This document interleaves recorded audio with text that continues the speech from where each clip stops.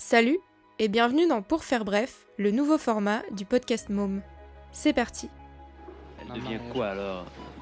Elle est quoi alors à ce moment-là dans le... Elle est une machine à faire des enfants? Eh bien, j'aurais jamais pensé en avoir tant, mais enfin, si vous voulez. On les a maintenant, hein. Le schéma le plus courant, c'est papa, maman et 2 enfants. Est-ce que vous êtes d'accord avec ça ou pas? On met des enfants au monde puis on les élève pas, alors je trouve que c'est pas bien. Et quand vous aurez des enfants, vous cesserez de travailler?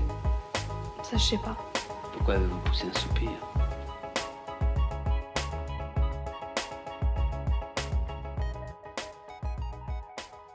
Je m'appelle Laura et à fréquence aléatoire, tu pourras écouter une personne répondre à la question. Et toi? T'en as? T'en veux? T'en voulais des mômes? Alors moi, je voulais pas d'enfant. Je voulais pas d'enfant du tout. C'était quelque chose que je redoutais énormément. En fait, j'ai vu ma mère qui a eu 4 filles et qui a consacré plus de 20 ans de sa vie à nous élever. Quotidiennement, quasiment toute seule, à faire tous les soins du quotidien, à nous emmener à l'école. C'était une mère au foyer, c'est encore une mère au foyer. Et du coup, elle a jamais eu vraiment de carrière professionnelle, même si elle a un petit peu travaillé, monté des business, en fait. C'est pour ça que je la trouve aussi très inspirante. Mais j'avais pas envie de vivre ça, en fait. J'avais pas l'impression, et j'ai toujours pas l'impression, que ma maman, c'est une femme épanouie, vraiment heureuse, qui vit sa vie à fond. Et je me suis dit, c'est à cause des enfants. Du coup, j'avais pas envie de faire vivre ça à un enfant, et j'avais pas envie, moi, de me priver à cause d'un enfant. J'ai rencontré mon compagnon il y a 6 ans, on était encore au lycée en fait, et quand je lui avais dit « je veux pas d'enfant, moi, je voudrais jamais d'enfant », super, il m'avait dit « ah bon, toi tu veux pas d'enfant, mais moi c'est super important pour moi en fait d'avoir des enfants ». À ce moment-là, tu vois, j'ai senti que ça avait fait quelque chose en fait, que ça pouvait en fait mettre en péril notre couple, que je ne veuille pas d'enfant. Il voulait absolument fonder une famille. Bah, ce qui s'est passé, c'est que en fait, c'est moi qui ai eu très envie d'un bébé. Pendant 1 an, je regardais que des vidéos avec des bébés, des vidéos de déni de grossesse, parce que les mamans, souvent, elles étaient jeunes dans les émissions, et du coup, je m'identifiais plus facilement à elles. Et 4 ans plus tard, je tombe enceinte. Pas du tout sous sa pression ou quoi, hein, absolument pas. Et c'était pas calculé, c'était pas prévu en fait. J'avais 19 ans. Donc j'étais très jeune, ça faisait 1 an en fait que j'étais indépendante, j'habitais avec mon compagnon, voilà, dans notre appartement, mais on est dans une situation nulle, mais vraiment archi nulle, c'est-à-dire que on habitait au Crous, dans un appartement soit de 50 mètres carrés, mais ça reste le Crous, on avait des revenus, mais c'était des contrats CDD qui allaient se terminer, et qui peut-être n'allaient pas être renouvelés, et en tout cas le mien ne le serait pas, quand ils apprennent que je suis enceinte, ils décident de ne pas renouveler mon contrat. Du coup, on était dans une situation financière catastrophique, et je suis enceinte, et je n'ai pas fini mes études, hein, c'est-à-dire que là, j'en étais à ma 2e année d'études, que je rate.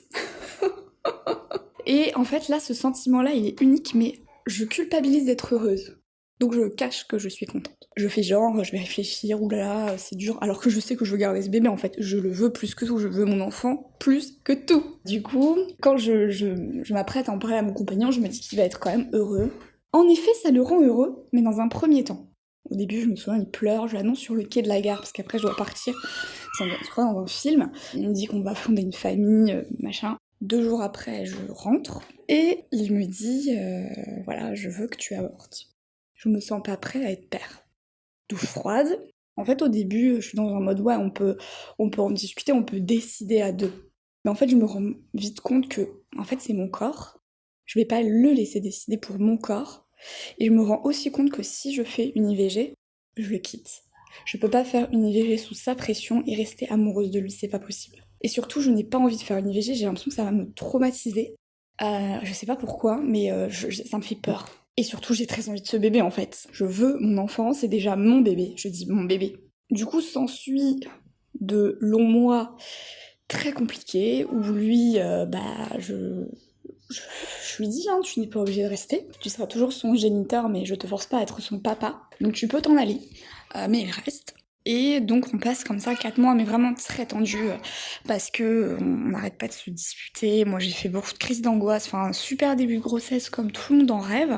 Très très dur, parce qu'il me fait aussi culpabiliser de lui avoir imposé quelque chose, alors que ce bébé on l'a fait à 2. Ce qui nous rabiboche un peu, c'est que en été, on part tous les deux à Vienne. Alors, on est très pauvres, mais on est invités par des gens qui sont très riches et qui nous invitent 2 semaines tout payé. Enfin, le truc complètement sorti de nulle part. Et ça nous a rapprochés parce que du coup, moi, j'avais l'esprit libre, j'avais pas de ménage à faire, j'avais rien à faire. On a juste kiffé et ça nous a un peu rapprochés. Et puis surtout après, ce qui va suivre, ça nous a rapprochés dans la douleur parce que comme on était très pauvres, donc j'ai fait une demande de RSA parce que je savais que j'avais le droit au RSA. Sauf qu'eux, ils nous ont fait passer par une procédure de RSA par dérogation qui a duré 6 mois, soit le temps d'une grossesse, puisque on peut faire les demandes d'aide sociale à partir de 3 mois de grossesse. Franchement, c'est affreux de demander des aides sociales. Déjà parce qu'on se sent dépendante de l'État, on se sent redevable, on se sent inférieur. On passe des nuits blanches à attendre la notification qui nous dira « Ne vous inquiétez pas, vous allez pouvoir payer votre loyer, vous allez recevoir votre RSA. » Mais vous la recevez jamais, cette notification. C'est très dur, c'est très très dur. Franchement, ma pire grossesse du monde, hein. Très pauvre. Enfin, moi je me souviens, je comptais les centimes. Hein. Souvent, je mangeais pas à ma faim. Mon mec faisait des travaux un petit peu à droite à gauche, sur des chantiers, dans des usines, des trucs comme ça. Au final, on a le RSA. Donc là, très bien, fabuleux. On se dit on va pouvoir commencer quelque chose, quoi. Donc progressivement, mon compagnon retrouve une formation, on retrouve une vie stable, on réussit à déménager, en sachant qu'on a vécu plusieurs mois au Crous avec notre bébé quand même. Voilà, donc là actuellement on a une vie vraiment cool, mon compagnon a un salaire qui est supérieur au SMIC, moi je continue mes études et je suis chef d'entreprise, et on habite dans un magnifique appartement du centre-ville entièrement rénové. Comme quoi, il faut jamais perdre espoir, et si on croit en soi et que on est prête on a la motivation et la force, parce qu'il m'a fallu une force énorme pour affronter tout ça, on s'en sort, et moi je pense qu'on ne devrait pas forcément avoir un certain statut social, un certain salaire pour avoir un enfant. Tout le monde devrait avoir le droit d'avoir un enfant et on devrait pas juger les gens qui ont des enfants alors qu'ils sont pauvres. L'histoire de ce point de vue-là, elle se finit bien, mais en fait, après avoir accouché, moi déjà je tombe de haut parce que toute ma grossesse, on m'a préparée à accoucher. On m'a dit c'était le point un peu culminant, voilà, c'est le point culminant, tu accouches et après c'est fini en fait. Mais en fait, déjà on a des contractions après avoir accouché, on saigne. Je fais un œdème de la vulve. Donc ça, c'est le truc qui me traumatise à vie, quoi. On m'a dit, vous avez la vulve œdémaciée. Moi, je comprends rien. J'entends scier. Je me dis, mais qu'est-ce que c'est? Ça doit être la déchirure et tout. Je vais aux toilettes. Je comprends. Je vois une espèce de tête de chameau entre mes jambes. Je me dis, mais qu'est-ce que c'est que ça, quoi? Personne m'avait prévenu. Je savais pas du tout qu'on pouvait faire ça. Ça se trouve, j'ai aussi fait un œdème de l'anus parce que, vu comment j'étais gonflée... Et puis après, l'allaitement, c'était compliqué au début, hein. J'avais mal au téton. Un bébé qui tète toute la journée, bah imaginez, hein, quand vous suçote le téton toute la journée, c'est pas agréable, c'est irritant. Vous mettez de la crème, vous pissez du lait tout le temps. À l'hôpital, il fait trop chaud, vous êtes en sueur, on vous réveille. À 1h du matin, on vient toquer à votre porte pour aller faire un dépistage pour le bébé. C'est complètement surréaliste. 1h du matin, j'ai accouché la veille, quoi. Mais qu'est-ce que c'est que ça? Mais ces gens, ils vivent sur quelle planète? Il y a pas de respect, en fait, du rythme du bébé, il n'y a pas de respect du rythme des parents, enfin. Et donc il y a tout ça, il y a toutes les douleurs physiques, puisque je fais également 3 lymphangites en 1 mois. Donc il faut savoir qu'une lymphangite, c'est énorme, c'est très violent. C'est une inflammation du sein, donc le sein gonfle de lait. Et en fait, il faut bien vider. Moi, je savais pas en fait, mais dès qu'on a mal au sein, il faut tout de suite allaiter son bébé. Il faut pas attendre même d'avoir mal en fait, normalement. Et en fait, mon sein s'enflamme, s'irrite. Et ça vous fait une grippe, mais une grippe violente, hein, ça vous terrasse. Et votre bébé doit téter toute la journée pour désengorger, sinon c'est prise d'antibio si ça passe pas. Et du coup, comme bébé tète toute la journée, littéralement, vous êtes claqué. Parce que ça demande de l'énergie de produire du lait. Et vous venez d'accoucher, donc vous avez plus vraiment d'énergie. Donc j'étais vraiment un zombie. Donc il y a eu cette perte d'énergie énorme. Et puis, j'ai découvert les inégalités de répartition des tâches ménagères et des tâches tout court et de la charge mentale.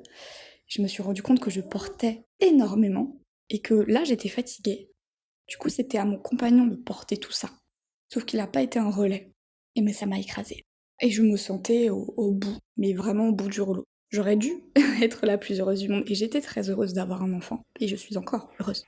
Je voulais plus voir personne. Au début c'était ça. Je disais non, je suis trop fatiguée, j'ai plus envie de voir personne. Je répondais plus aux SMS, je répondais plus aux appels. J'évitais de sortir, donc je restais chez moi, enfermée. Je faisais rien en fait. Tout me fatiguait. J'y arrivais plus. Je trouvais que... Je sais même pas comment expliquer tout ça. Je trouvais que plus rien n'avait de sens. J'arrêtais pas de dire « Je veux qu'on m'enterre dans un trou. Mais en fait, je voulais qu'on creuse ma tombe. Je sais même pas comment j'ai surmonté ça. Il y a des fois, je me suis mise en danger parce que je comprenais pas ce qui m'arrivait, quoi. Personne m'avait expliqué ça, personne m'avait préparé à ça, je me sentais seule. Et que la personne qui était censée le plus m'épauler, me soutenir, et ben cette personne, elle était pas là. Du coup, j'ai traversé une énorme phase dépressive, enfin une énorme. Ça va, elle a duré quelques mois, mais elle a duré suffisamment longtemps pour me marquer sûrement à vie. Ce que je veux dire, c'est que le personnel médical, en fait, il est au courant de tout ça. On est au courant des chiffres sur les inégalités de répartition des tâches ménagères, les inégalités hommes-femmes, on est au courant de toutes ces disparités. Et on devrait prendre des mesures pour que les femmes se sentent accompagnées psychologiquement pendant et après leur grossesse.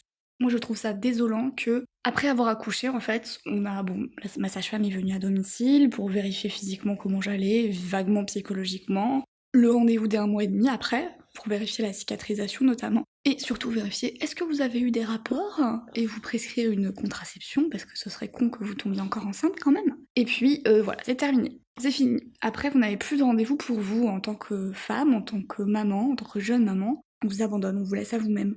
Tout devrait aller. Et c'est pas normal. En fait, je pense qu'on devrait proposer un accompagnement psychologique aux femmes, comme pour la préparation à la naissance, qui n'est pas une obligation, on devrait avoir un accompagnement psychologique facultatif remboursé par la Sécu si on en ressent le besoin. Parce que là, je parle de dépression postpartum. Je crois que je n'ai pas dit le mot, mais en fait c'est ça. J'ai fait une thérapie que j'ai arrêtée, que je devrais reprendre, mais c'est à nos frais en fait. C'est nous qui devons débourser de l'argent pour nous sortir de là, alors que un nombre énorme de femmes fait une dépression postpartum. Je crois que je vais pas dire des bêtises, mais il me semble que c'est 1 femme sur 5 qui fait une dépression postpartum. C'est énorme. Et en plus, elles sont sous-diagnostiquées parce qu'on fait passer ça sur le compte du baby blues, en mode c'est normal si vous êtes pas bien, si vous êtes fatigué. Ouais bon, en fait, quand on a envie de mourir, c'est pas qu'on n'est pas bien, c'est qu'on est en dépression. Et surtout, la mésinformation autour de la dépression postpartum. Moi, au début, je me suis pas reconnue dedans. La dépression postpartum, quand on regarde un peu sur le net, et quand on demande, c'est vous avez des difficultés à vous attacher à votre enfant, vous l'aimez pas forcément, vous prenez pas, enfin vous arrivez pas vraiment à vous en occuper. Mais moi, je me reconnaissais absolument pas là-dedans. En fait, il y a des femmes à qui ça arrive d'avoir en plus de culpabiliser après de pas être attachées à leur bébé, etc. C'est des problématiques qui existent. Moi, je rentrais pas dans cette case, ou en tout cas, j'avais pas l'impression que je rentrais dans cette case. Du coup, je ne pouvais pas dire, je pense que je fais une dépression. Déjà que c'est tabou, mais en plus, j'avais aucun modèle pour me dire, ok, je ressemble à cette personne un petit peu quand même. Absolument pas.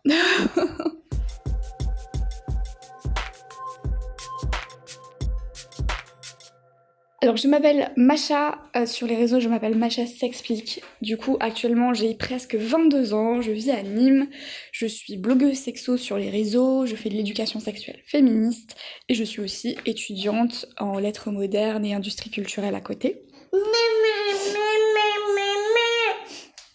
Oui, je parle. Je peux finir de parler, STP? En fait, j'ai même pas envie de dire quelque chose aux personnes qui nous écoutent. Si vous êtes des jeunes femmes, enceintes, des jeunes mamans, vous ne devriez rien avoir à faire. Vous devriez être juste des reines en fait après avoir accouché parce qu'on est tellement claqués que c'est aux autres de faire des choses. Si vous êtes quelqu'un qui dirige et faites passer des lois pour nous protéger, pour nous accompagner, si vous êtes un proche, si vous êtes un compagnon, une compagne, si vous êtes quelqu'un qui entoure une jeune femme enceinte ou qui vient d'accoucher, faites un maximum de choses pour elle, mais ne lui achetez pas des doudous ou des trucs à la con. Pensez à la femme. Si la maman elle va bien, le bébé ira bien. Donc faites des plats, faites du ménage, faites des courses, faites de la cuisine. C'est de ça dont on a besoin pendant le postpartum, avant tout. Merci à Macha pour son témoignage. Si l'épisode t'a plu, tu peux noter, t'abonner ou partager le podcast. Et toi, t'en as? T'en veux? T'en voulais des mômes?